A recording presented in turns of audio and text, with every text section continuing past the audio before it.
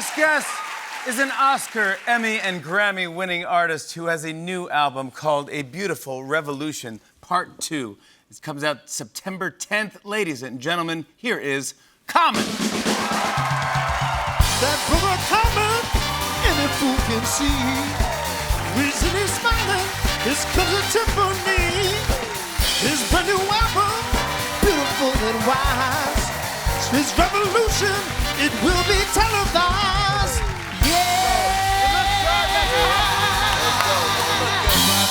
Thank you for being here. Man, so great to be here. You're a stud, buddy. Thanks for always, every time you come, we always ask you to do something crazy, and you're like, I'm up, let's try. To me, it's just like, I love having fun, and I don't take myself as serious as people think, so you gotta have fun, man. You gotta kick it. You get, yeah, they love you, that's why we love you. Yeah.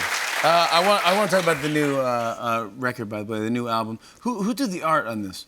It's an artist named Derek Boateng. He's from Ghana, and he takes pictures all around his environment, and he takes these beautiful pictures of black people in Ghana, and he gives the proceeds to the communities that he takes it from. Oh, I love it. It's a great cover.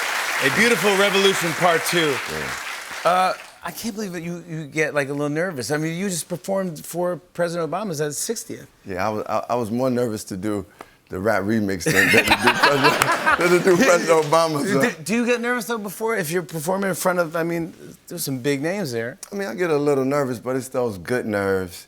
And then, you know, I was performing with my family, with the Roots and Erykah Badu, so it was just like, it was home for us. And, you know, I wanted the president to enjoy his birthday and us just give the music and do the things we love. So it was more fun. I like being a little nervous though. Did you get him a gift? You know, I didn't get him a gift, man. It was like you know, the Secret Service checked everything anyway. So and then too, I was like, man, you know, my gift was what do you get? I just brought my talents to the table. Yeah, exactly.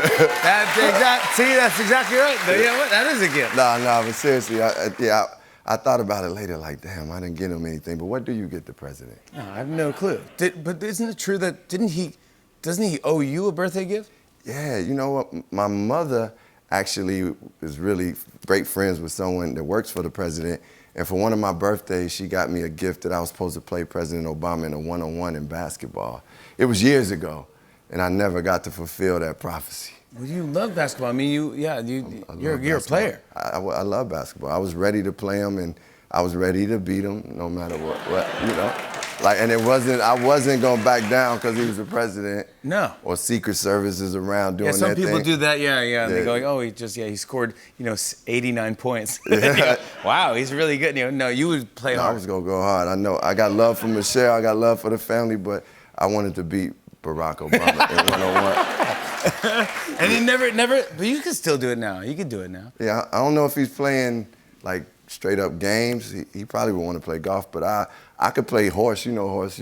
How's our pal? How's Tiffany Haddish? How's Tiffany going? She's super good, man. Tiffany's out changing the world, man. She she's always doing something really like creative, or trying to do something for the community, or buying land. She loves those things. Oh, really? Yes. She's so interesting. I think she's fascinating. She is very interesting. Not only is she gorgeous, but she's funny and smart. I just love having her as a guest. Please give her our best. I will. I would definitely say love.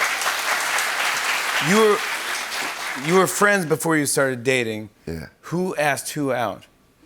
Well, it really wasn't like an official ask, meaning like, we weren't like in elementary school, like I handed her a note, like, will you go with me? Yes. Circle yes, I do that. But after being friends and hanging out, it was just one good night, cool night where we had a couple drinks and a little twinkle in the eye, and I was like, oh, actually, I think she might like me, because I had been trying, and she had put me in the friend boat for a second. And I was cool with the friend boat. I was like, we friends. Okay. Yeah, but like you were saying, you've been in that experience, yeah, right? My wife, yeah, she's still, I mean, that's how we... You're not in the friend boat no more. No, I'm still not in the friend boat anymore, but yeah, but No, we started in the friend boat because we were just hanging out, and I would like have these parties in my hotel room with the crew and everybody, and I DJ, and by the end of the night, she would be the only one left because I'm not a great DJ, and I'd be like, well, she likes me, and so we just hung out and we're just friends, and that was it. And then she produced this movie, and we're selling the movie, and I saw her, and I go, I miss you. She goes, I miss you too. Oh, man. We should hang out, and then we've been married 16 years. 16 years, that's love, man. Together. I love that. But that's the best way to do it. That's the best way. Just go, let's just be friends, have a good time. friends, right. Yeah, I love it. I want to talk about this now. September 10th, this comes out. A Beautiful Revolution Part 2. What's the inspiration? Did you always know there was going to be a number 2 when you did the first one? The first one, yeah. I kind of, while I was in the studio, I was like, man, it would be nice to continue this energy of what we were creating. And Part 1 was a little more like intense and had the revolutionary, because it was the political climate that was going on in the fall. Yeah. But this one is more about like bringing inspiration and joy in a different way, and like hope and optimism. So I wanted the music to like be uplifting and you feel good, but also get some good food for your soul. So that's what this album is, and we took it a lot of different places.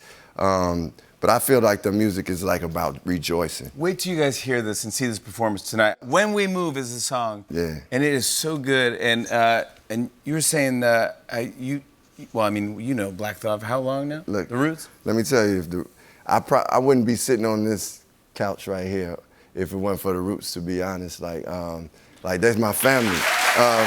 And I loved the Roots, I loved their music, but when I first saw them, I remember this story. They were performing at this place in Chicago called the Double Door. And I was like talking to this girl, kind of really loving the show, but trying to ignore him, trying to be cool. I was just being an asswipe. I don't know why I was doing it. But then I got to talk to them, and I was like, man, these dudes are cool. I love their music. And then, man, from that point, like, we started working together. I went to Philly. Tariq let me stay at his crib.